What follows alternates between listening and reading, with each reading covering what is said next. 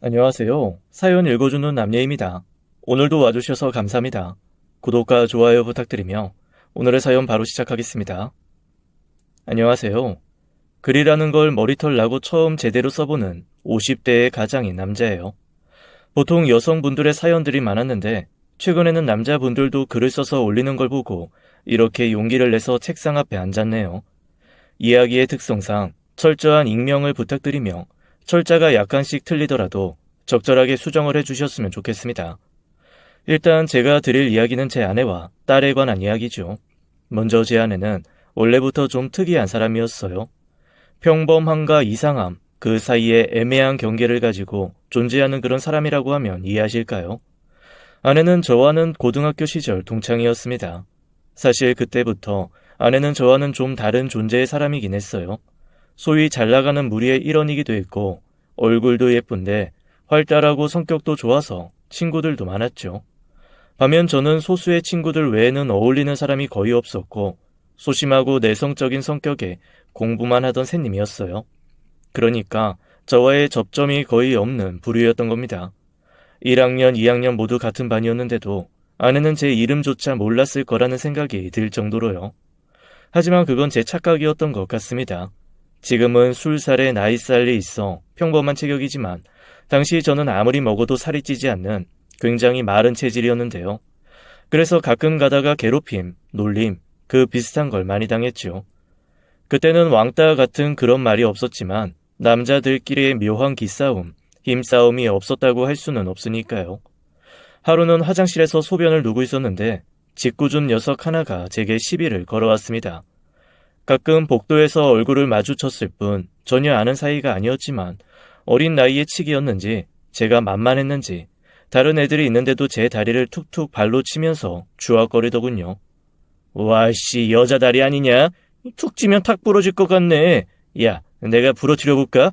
그럼 얼마 줄래? 킥 한 대로 가능? 하지마. 갑자기 왜 그러는데? 그러자 동창은 제 목소리를 흉내내며 더 빈정거렸습니다. 갑자기 왜 그러는데? 말 더듬는 거 봤냐? 왜? 쫄았어? 저는 기분 나쁜 표정만 쥐어 보이고 그 자리를 벗어나는데 저를 뒤따라오면서 제 다리를 계속 쳤어요. 심장이 쿵쿵 뛰고 식은땀이 났지만 무엇보다 복도 한가운데라는 게 너무 치욕스러웠습니다. 그런데 그때 제 아내가 나타나서 그 친구에게 한 소리 했어요.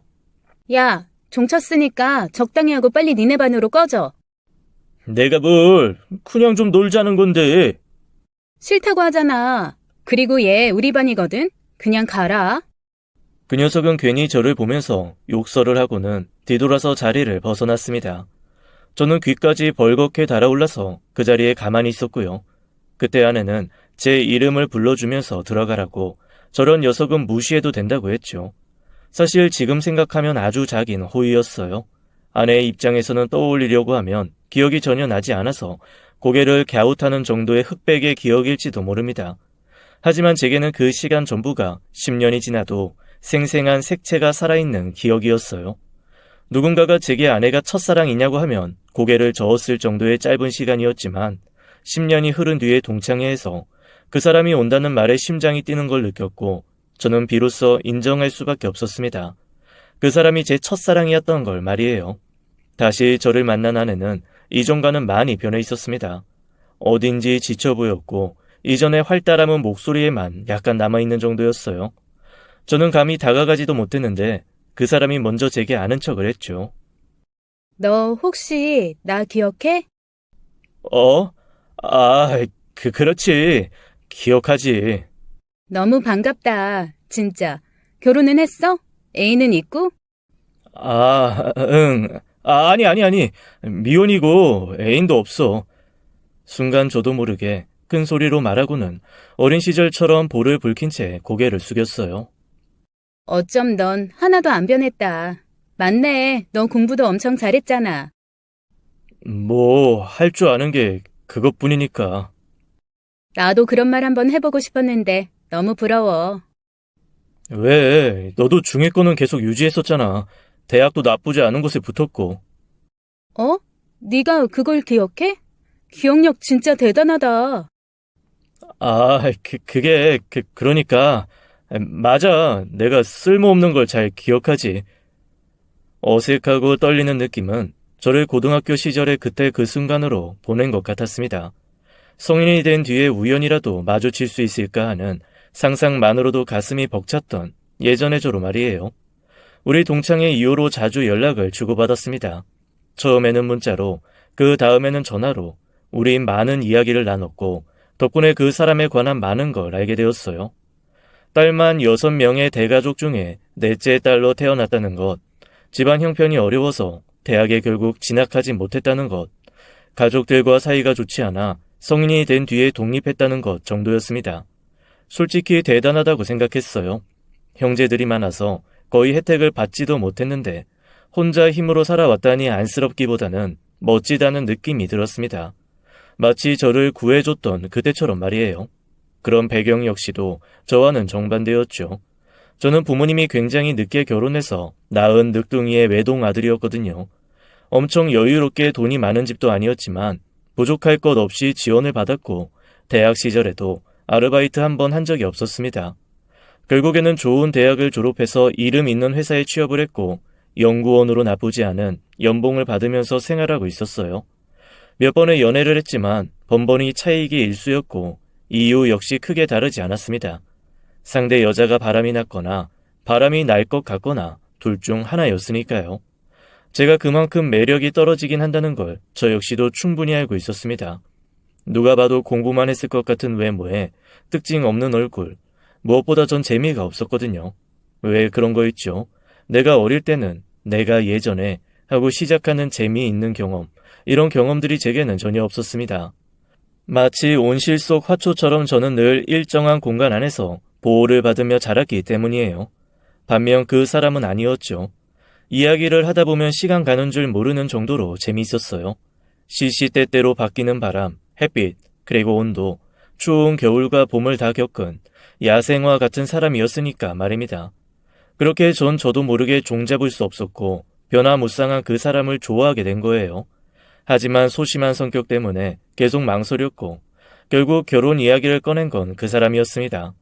그때 제 감정은 세상 전부를 다 준다고 해도 절대로 바꿀 수 없을 만큼 벅찼어요. 더구나 첫사랑과 결혼을 한다는 건 모든 남자들의 꿈이라고 할 수 있으니까요. 전 그야말로 행운아였습니다. 하지만 결혼이라는 게 그렇게 쉽게 진행이 되는 건 아니었어요. 일단 저희 부모님이 의외로 아내를 마음에 들어 하지 않으셨습니다. 그래도 제가 좋다고 하니 어쩔 수 없이 허락을 해준 느낌이었네요. 근데 진짜 문제는 장인 장모님이었습니다. 무슨 결혼을 이렇게 서둘러. 아직 1년 정도 만났다더니.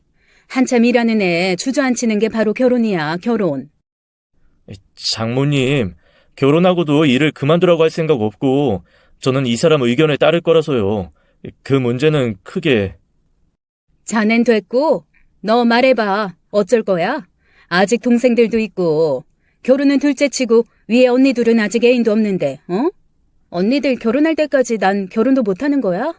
순서라는 게 있지. 그리고 넌 급한 거 없잖아. 왜 서둘러? 언제까지 기다려야 하는데? 내 나이 32이야. 알아?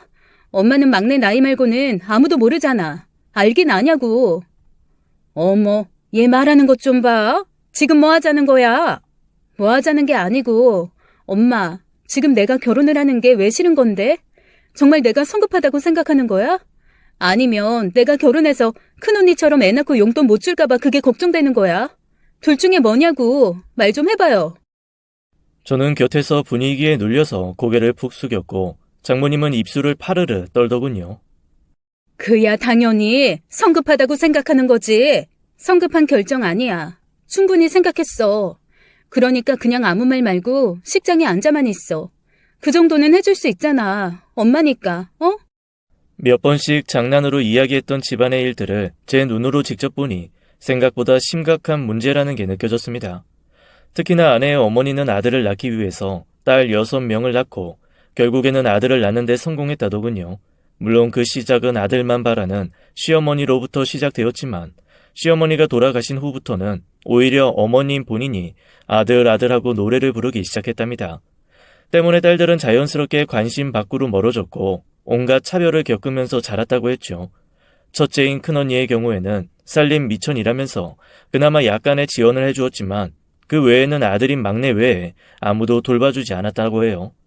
결국 둘째 언니가 셋째 언니와 넷째인 아내를 돌봤고 더 어린 동생은 다시 둘째 언니 그리고 다음인 아내를 거쳐 서로가 돌봐주었다고 합니다. 문제는 성인이 된 뒤에 월급의 절반 이상을 집에 보태야 했다는 거였고요. 봤지? 우리 집이 어떤지. 정말 최악이야. 진짜 최악이라고. 아니야. 아마도 걱정도 되고 내가 그렇게 괜찮지도 않고 부모님 눈에는 당연히 당신 딸이 아깝고 그러니까 그런 거지. 아내는 제 위로 담긴 말에 씁쓸하게 웃어 보였다가 고개를 저었습니다. 난 절대로 이렇게는 안 살 거야. 절대로. 그래. 당신 절대 고생 안 시킬게. 그 말이 아니야. 계속 고민해 왔는데 이거 꼭 약속해줘. 뭔데? 표정이 너무 무섭다. 아이는 무조건 하나만 낳는 거야. 무조건. 어? 근데 저는 당연히 망설였어요. 전 아내와는 정반대로 살았기에 아이를 낳는다면 둘을 꼭 낳고 싶었기 때문입니다. 결혼을 딱히 꿈꿔보진 않았지만 가족이 많다는 것에 대한 동경이 있긴 했거든요. 하지만 아내가 그렇게 말하는 이유를 모르진 않았기에 그렇게 하겠다고 대답했죠. 그런데 아내는 여기서 멈추지 않고 제게 첫째를 낳은 뒤에 정관 수술을 했으면 한다고 하더군요. 솔직히 그건 아니다 싶어서 저는 딱 잘라서 거절했습니다. 좋아. 그래도 무조건 하나만 낳는 건 약속했어. 알았어. 그건 약속할게. 진짜 고마워. 딸이든 아들이든 꼭 하나만 낳아서 잘 기르자. 꼭 당신 닮아서 착하고 머리도 좋았으면 좋겠어. 그치? 에이, 날 닮으면 큰일이지. 당신을 닮아야 예쁘지. 그럼 딸이 좋겠다. 그치? 무조건 딸. 여행을 가기 전에 계획을 짤 때 느끼는 설렘이 뭔지 아시죠? 결혼 전에 아내가 생각해둔 미래에 대한 이야기를 하는 게 저는 정말 좋았어요. 인테리어는 어떤 식으로 할지, 아이의 이름은 뭐가 예쁠지, 주말에는 뭘 하면서 보낼지에 대한 상상 속 계획은 너무 완벽해 보였습니다. 이야기 속에 우리는 행복이 언제나 넘쳤어요. 하지만 그 행복은 결혼 후 아내가 아이를 가지자마자 이상한 방향으로 흘러가게 되었습니다. 불행해졌다, 달라졌다, 변했다가 아니라 이상한 방향으로 말이에요. 먼저 아내는 자신의 뱃속의 아이가 딸이라고 확신했죠. 그 다음에 아기 용품까지도 모두 딸 아이 것으로만 사들였어요. 물론 저는 혹시 아들일 가능성이 있기 때문에 너무 불필요한 물건들은 자제시키려고 했지만 아이 문제에 있어 아내는 이성적인 부분이 전혀 없는 사람처럼 굴었습니다. 임신 초기라 당연히 저 역시도 찬성하긴 했지만 회사를 그만두는 것도 그 어떤 상의 없이 혼자서 결정을 내렸고요. 좋은 것만 봐야 한다고 집에 있던 TV는 모두 없앴고 제게는 반강제적인 태교를 시키기 시작했죠. 물론 아이가 아빠 목소리를 들으면 정서 발달에 좋다는 그런 소리를 들은 적은 있어요. 그걸 이야기하는 게 아닙니다. 갑자기 교과서? 이걸 어디 쓰려고? 일종의 선행학습이지. 매일매일 당신이 읽어줘. 보통은 동화책을 읽지 않아? 내 딸은 특별해. 머리도 좋을 거야. 보통 애들이랑은 다르지. 분명히 다 이해할걸? 머리는 당신을 닮았을 거라고. 만에 하나 날 닮았어도 적당히 타고난 센스는 있을 테니 가르치면 잘할걸? 그리고 동화책 그런 것도 있어. 저기 책장에 꽂아둔 거 읽어줘. 논술에 필요한 한국 문학 백선?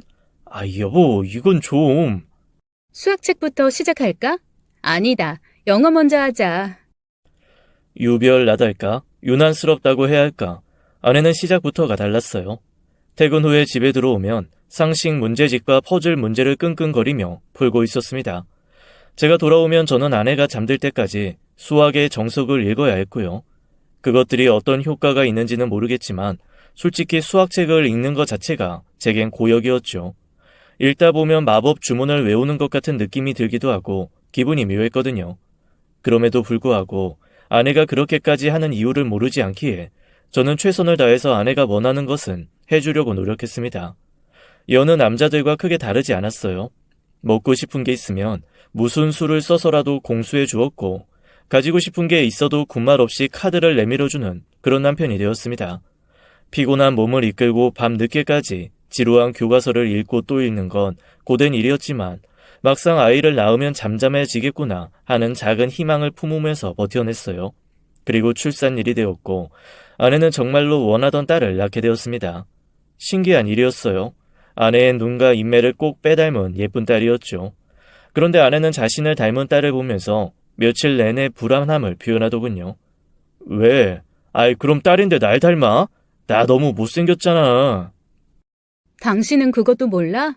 딸은 엄마 팔자 닮는다잖아. 관성이 얼마나 중요한데. 그래도 코는 당신을 닮아서 괜찮을 수도 있겠다. 그거라도 다행이지. 그런 거 다 미신이야. 그리고 당신도 그런 거 안 믿잖아. 믿는 사람 안 믿는 사람 따로 있어? 지키고 싶은 게 있으니 뭐라도 믿는 거지. 그전에는 그런 게 없었으니까 그런 거고. 순간 아내가 과하다는 생각이 들어서 걱정이 되었지만 아이를 낳고 얼마간은 굉장히 힘든 시간을 보냈기에 정신없이 보냈습니다. 늦은 밤에도 깨어나 우는 아이를 달래고 여러 번에 걸쳐 모유를 먹이는 아내를 보면서 저 역시도 최선을 다해서 부담을 덜어주려고 노력했어요. 아내가 조금이라도 잠을 잘 수 있도록 나름대로 배려를 하려 했던 겁니다. 그런데 아내는 아이를 제게 잠깐이라도 맡기려고 하지 않더군요. 이 문제로 몇 번은 말다툼을 했습니다. 내가 아이를 떨어뜨리기를 해? 아니면 함부로 대해? 나 못 믿어? 나 나름대로 당신 배려해주고 싶은 건데 내가 납치범이야? 누가 해달래? 하지 마. 그리고 남편들이 애 돌보는 거야 뻔하지.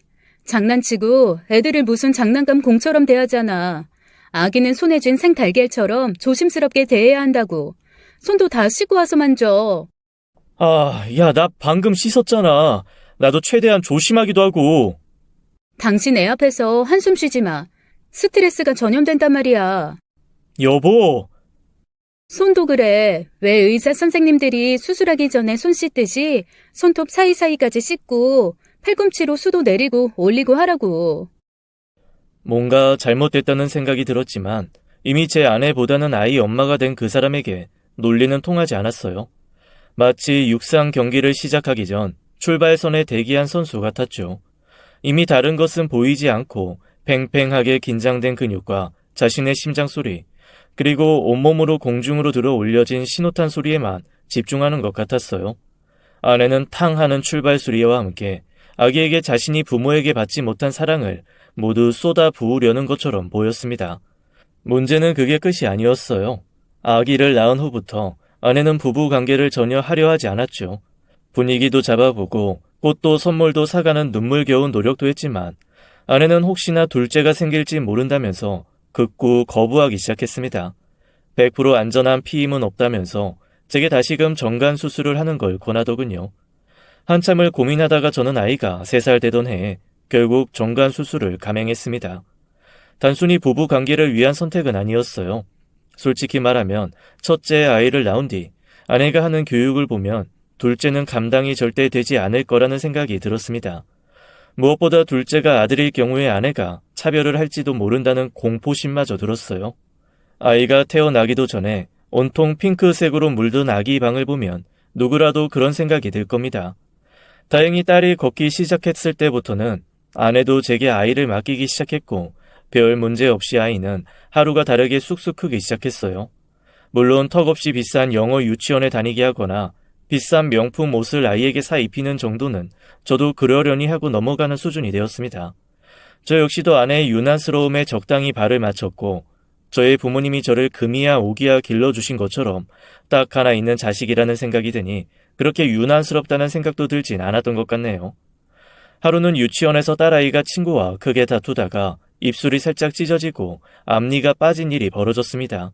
다행히 유치였기에 큰 문제는 없었지만 상대 아이의 어깨를 피가 날 정도로 물어버린 딸 때문에 흉이 질 수도 있다고 하더군요. 저희는 당연히 상대 부모님에게 죄송하다고 사과를 했고 치료비와 아이 간식비 면목으로 약소하게 성의를 보였습니다. 어차피 두 아이가 서로 싸우다가 다친 일이라서 크게 문제는 번지지 않았어요. 먼저 부모가 사과하라는 말에 어깨를 물린 남자애가 미안하다면서 딸에게 손을 내밀었습니다. 그런데 제 딸은 그 손을 탁 하고 쳐내더군요. 저는 너무 놀라고 당황해서 딸의 손을 잡고 남자아이의 손에 포겠죠. 얼른 너도 친구한테 미안하다고, 잘못했다고 해. 얼른. 나 잘못 안 했어. 딸은 다시금 남자아이를 밀어내더군요. 에이, 너 정말 혼날래? 얼른 사과하고 잘못했다고 해. 싫어. 싫다고. 싫단 말이야. 딸은 뒤집어지면서 울기 시작했고 아내는 딸을 안고는 다독이기 시작했습니다. 하지만 한 번 터진 울음은 멈추지 않게 계속되었고 고성까지 내지르더군요. 마치 자신의 분에 이기지 못해서 나오지 않는 눈물 대신 입을 벌려 포효하는 것 같았습니다. 저는 죄송하다고 거듭 사과하고 먼저 손을 내밀어준 남자아이에게도 대신 사과를 표현했어요. 그러자 아이들이 다 그렇게 크는 거라고 다행히 좋게 넘어가 주셨지만 솔직히 저는 그 순간이 너무 부끄러웠습니다. 저희 딸아이는 차에 타서 집으로 돌아가는 순간까지도 꽥꽥거리면서 울고 있었어요. 저는 조용하라고 몇 번의 경고를 했고 그러다가 결국 아이에게 왜 그렇게 버릇이 없냐고 꾸짖었죠. 왜 애한테 소리를 질러? 좋게 말할 수는 없어? 내 목소리가 들리긴 해. 계속 떼를 쓰고 있잖아. 뭘 잘했다고. 참나. 그럼 잘못한 건 뭐가 있는데? 뭐? 지금 무슨 소리를 하는 거야? 애가 자기 앞을 막았다고 어깨를 깨물었으면 당연히 우리 애가 잘못한 거지. 누가 잘못을 해? 애초에 앞을 막아서지 않았으면 됐지. 솔직히 사과는 오버지. 여보, 아닌 건 아니라고 말을 해야지. 비켜달라는 말을 못해? 그냥 물어버리는 게 그럼 정당한 행동이라고 생각하는 거야? 이빨 자국이라는 거 생각보다 독해. 오래 남고 흉도 질 수 있어. 그러니까 막지 말았어야지. 남자애들이 하는 짓이 다 그렇지. 분명 그전에도 애를 자꾸 건들고 했으니 애가 그랬겠지. 여보, 그건 당신 추측일 뿐이잖아. 우리 애 말을 믿지 누구 말을 믿어? 어? 당신이 그러고도 아빠야? 이렇게 순하고 착한 애가 그랬으면 분명히 마땅한 이유가 있었을 거라고. 언제부터 순하다, 착하다의 정의가 달라졌는지 몰라도 아내는 그렇게 확신하고 있었어요. 하지만 객관적으로 본 제 딸은 저 역시도 마음에 들지 않으면 물어버리곤 했습니다. 놀아주지 않는다거나 사달라고 하는 걸 사주지 않으면 바로 이빨을 드러내는 한 마리 목줄 풀린 짐승이었어요. 아내는 그런 면에서 객관화가 전혀 되지 않은 것처럼 보였습니다. 솔직히 이런 부분만 아니면 아내와 저는 싸울 일이 거의 없었어요. 하지만 아이의 교육 부분에서 너무 달라서 자주 부딪힐 수밖에 없었습니다. 비록 저는 외동으로 태어났지만 이 정도로 오냐오냐 크진 않았어요.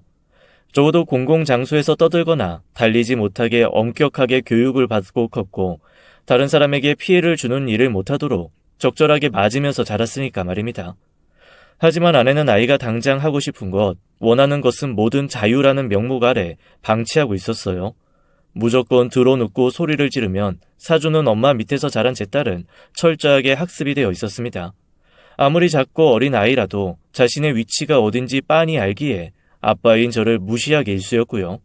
제가 퇴근을 하고 들어와도 아는 척도 하지 않았고 저를 빼놓고 아내와 귓속말을 하기까지 했죠. 그런데 전 이런 딸의 변화가 화가 나기보다는 걱정이 앞섰습니다.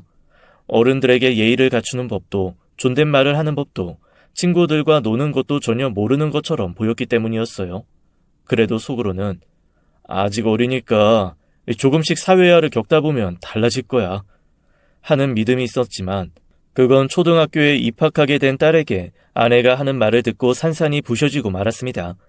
그제야 딸이 아내의 교육 방식대로 자랐다는 걸 알게 된 거였어요. 그럼 그 친구랑은 놀지 말까? 공부도 못하고 부모도 이혼했다며. 그냥 연락 끊어. 알았어, 그럴게. 앞으론 가지고 싶은 게 있으면 빼앗아. 바보처럼 빼앗기지 말고. 네가 하고 싶은 건 그냥 해. 엄마가 다 해결할게. 알았지? 응, 엄마. 걱정하지 마. 엄마가 또 뭐라고 했어? 몰라. 마음대로 되지 않으면 무조건 먼저 울어야 돼. 알았어? 딸아이는 다짐하듯이 고개를 끄덕였습니다. 넌 엄마처럼 살면 안 돼. 이기적으로, 개인적으로 살아. 양보하고 배려하고 하는 건 절대로 하지 마. 알았지? 응, 알았어. 근데 나 게임기 가지고 싶어. 그래? 그래, 그럼 그러자. 너무나 충격적인 이야기에 저는 그 자리에서 굳어버렸어요. 얼마 뒤 작은 방 밖으로 나오는 아내와 눈이 마주쳤고 아내는 저를 끌고 안방으로 들어가서 문을 닫아 걸었습니다. 어디서부터 뭘 어떻게 고쳐야 할지 모르겠더군요. 마치 용량을 초과한 세탁기 속 빨랫감처럼 머리가 헛도는 느낌이 들었죠. 아내는 자신이 이렇게 할 수밖에 없는 이유에 대해서 제게 설명했지만 하나도 들리지 않았어요. 자신처럼 살게 하지 않을 거다. 최고로 살게 해줄 거다. 하지만 그 이야기를 들으니 알겠더군요. 저는 아내의 미래에 없다는 걸 말입니다. 그리고 보니 저와는 어떤 접점도 없는 여자가 저 같은 남자와 왜 결혼을 했는지 의구심이 들었어요. 아내가 저를 택한 이유도 돈 잘 버는 머리 좋은 샌님이었기 때문은 아닐까 하는 의심이 있었죠. 나랑 왜 결혼했어? 이러려고 나랑 결혼했어? 머리 좋은 아이 낳고 싶어서? 그것도 딸? 무슨 대답을 듣고 싶어서 묻는 거야? 내가 뭘 잘못했어? 그럼 이게 잘하는 짓이야? 애를 왜 그렇게 키우는 건데? 하고 싶은 건 다 하고 원하는 건 손에 넣으라고? 장난해? 그렇게 잘하면 애가 정상적인 사회생활 할 수 있을 것 같아? 매일 양보하고 배려하고 그렇게 살면 정상적으로 잘할 수 있고? 날 봐. 내 꼴을 보라고. 인생 자체가 들러리였어. 깍두기였다고. 난 매일 밤 내가 아들이 되길 기도했어. 왜? 그 가짜는 사랑 좀 받아보고 싶었으니까. 결국 못 받았지. 그래서 뭐라도 했어. 공부를 잘하면, 말을 잘 들으면, 돈을 벌어서 가져다 주면. 아내는 고통스러운 표정으로 고개를 저었어요. 그리고 이어 말했습니다. 난 결국 아무것도 아니었고 아무것도 받지 못했어. 그래서 내 딸은 그냥 가만히 있어도 아무것도 되지 않아도 상관없다고. 그냥 당연히 주는 부모의 사랑을 온전히 받게 하고 싶었어. 그게 잘못이야? 뭐가 나쁜 건데? 착한 아이, 밝은 아이, 그런 거 아무 소용도 없어. 사랑받지 못하고 큰 아이는 모두가 다 아니까. 아무리 빳빳하게 다린 옷을 입어도 구김살이라는 게 박혀있거든? 여보, 지금 당신이 애한테 주는 거 사랑 아니야. 그럼 뭔데? 뭐냐고? 내가 봤을 때 삐뚤어진 자기 연민일 뿐이야. 당신이 아이 망치고 있어. 아니, 당신 앞으로 애 교육에 대해서는 끼어들지 마. 내가 알아서 해. 솔직히 지쳐버렸어요. 잘못됐다는 걸 알았지만 더 이상은 아내와 싸우고 싶지도 않았죠. 이혼을 떠올리긴 했지만 그러기에는 저는 아내를 너무 사랑했고요. 그래서 제가 할 수 있는 선에서 저는 노력을 하기 시작했습니다. 근본적인 문제는 아이가 아니라 아내이기에 그 사람이 이전에 받아보지 못한 사랑을 주려고 했어요. 좋은 남편, 좋은 보호자가 되려고 아내가 아이에게 쏟는 사랑의 시간만큼 저는 아내에게 더 최선을 다했습니다. 작은 기념일 하나도 빠뜨리지 않고 챙겼고 집에 돌아오는 길에는 아내가 좋아하는 꽃을 샀어요. 이렇게 노력하다 보면 언젠간 마음의 상처도 아물지도 모른다고 생각했습니다. 하지만 그 노력을 비웃기라도 하듯 아내는 점점 도를 넘어갔고 어느덧 중학생이 된 딸아이는 아나 무인으로 굴기 시작했어요. 자신이 원하는 반찬이 없으면 젓가락을 탁 하는 소리를 내고 식탁 위로 던지기도 했으며 기분이 좋지 않다는 이유로 학교에 가지 않는 날도 많았죠. 하지만 아내는 이런 딸의 기분에 최대한 맞춰주려고 할 뿐 전혀 혼내지 않았어요. 이유는 바로 성적이 좋다는 이유였습니다. 대체 언제까지 그냥 내버려둘 거야? 요즘 애들이 우리 때랑 같은 줄 알아? 왕따니 뭐니 심각한데. 남들한테 잘 보여서 뭐해? 고분고분 착한 아이로 보이면 뭐가 좋은데? 여보, 내가 요즘 교육 가지고 뭐라고 한 적 있어? 그 뜻이 아니잖아. 저렇게 이기적으로 자기 기분만 중요하게 생각하는데 그러다가 왕따라도 당하면 그때 당신이 책임질 거야? 이건 걱정이 되니까. 그놈의 걱정은 매번 말만 하면 걱정이 된다 뭐 한다. 걱정 말라고. 내 딸은 나중에 커서 의사 되고 싶다고 했어. 지금을 보지 말고 미래를 보라고. 내가 봤을 때는 딱 부러진 성격이라 좋기만 한데? 예인이 버릇이니 그런 말로 애들 자율성이나 침해하는 게 더 구식이지. 창의적인 교육이 이런 거야. 미국 애들은 이렇게 싫고 좋은 거 표현하더라. 의사? 당신이라면 쟤한테 치료받고 싶어? 당신은 말을 무슨 그렇게 해? 당신 딸이야. 내가 틀렸어? 의사는 아무나 할 수 있는 줄 알아? 내 딸이 뭐가 어디가 어떤데? 머리가 좋으니 의사는 되겠지. 근데 환자가 아프다고 하면 짜증낼 것 같고 시간 되면 퇴근할 생각만 하겠지. 조금이라도 수틀리면 수술하다가 환자 그대로 두고 나가버릴 텐데 아니야? 내 아픔 하나 공감하지 못하는 의사? 난 솔직히 치료 안 받을래. 아빠라는 사람이 이렇게 말하니까 애가 당신만 보면 눈치를 보지. 진짜 당신한테 너무 실망했어. 한 번만 더 그렇게 말해봐. 이혼이야. 아내의 기준은 무조건적인 사랑이었기에 저는 늘 사랑을 주지 못하는 아빠가 될 수밖에 없었어요. 그래서인지 이혼에 관한 이야기를 꺼내는 빈도가 점점 늘어났죠. 하지만 저 역시 제 하나밖에 없는 아이를 사랑하지 않는 건 아니었어요. 다만 아내와는 그 방식이 달랐을 뿐이었습니다. 하지만 저는 얼마 가지 않아 제 걱정의 방향이 잘못되었다는 걸 깨닫게 되었어요. 저렇게 자신이 원하고 하고 싶은 것만 하려는 딸이 혹여나 왕따 피해자가 될까봐 걱정했지만 딸은 피해자가 아니라 가해자가 되었던 겁니다. 학교에 불려간 저는 상대 학부모에게 머리를 숙이고 무릎까지 꿇었어요. 그런데 아내는 딸을 끊어안고 괜찮아 괜찮아 하고 귓속말을 하고 있었습니다. 저는 그 상황이 너무 화가 났고 눈이 도는 걸 느꼈어요. 저는 구석에 앉아있는 딸을 억지로 끌어당겼습니다. 사과해. 당장! 얼른 사과하라고! 내가 왜? 내가 뭘 잘못했는데? 친구 머리카락을 잘랐잖아. 그게 잘못이 아니야? 쥐가 내 앞에서 얼쩡거리다가 교복 단추에 머리카락이 낀 거잖아. 난 저 꾀꾀거리는 소리 듣기 싫어서 잘랐어. 그게 왜 잘못이야? 그래? 그럼 다른 머리카락은 왜 잘랐는데? 처음에 조금 잘랐다고 나한테 욕을 하니까 버릇 좀 고치려고. 버릇? 네가 뭔데 버릇을 고쳐? 당장 똑바로 사과 안 해? 전교 꼴찌 하는 애한테 사과? 차라리 죽고 말지. 안 해. 싫어. 딸이 제 손을 강하게 뿌리치고는 씩씩거리는 모습을 보고 있으니 이건 아니다라는 생각이 들면서 딸의 뺨을 한 대 때렸습니다. 이에 아내는 놀라서 거의 뒤집어졌고 딸은 놀라서 커다란 눈에서 눈물을 쏟아내기 시작했어요. 정신을 차린 아내는 제게 달려들어 멱살을 잡았고 저는 악에 받쳐서 딸에게 당장 사과를 하라면서 억지로 무릎을 꿇렸습니다. 한마디로 아수라장이었어요. 행복한 가족, 그런 건 없었죠. 진심이 담긴 사과를 할 사람이 없으니 대신에 적절한 보상을 약속했고 징계도 전학도 군말 없이 모두 받기로 했습니다. 그게 피해를 입은 학생에게 잘못을 사죄할 유일한 방법이었으니까 말이에요. 그러는 와중에도 딸은 전학 가기 싫다고 난리를 부렸고 아내도 제게 소리를 꽤 질렀지만 저는 하나도 신경 쓰지 않았습니다. 우리 이혼하자. 나 이렇게는 더 이상 못 살아. 뭐? 지금 당신 뭐라고 했어? 애한테 손까지 대고 이혼?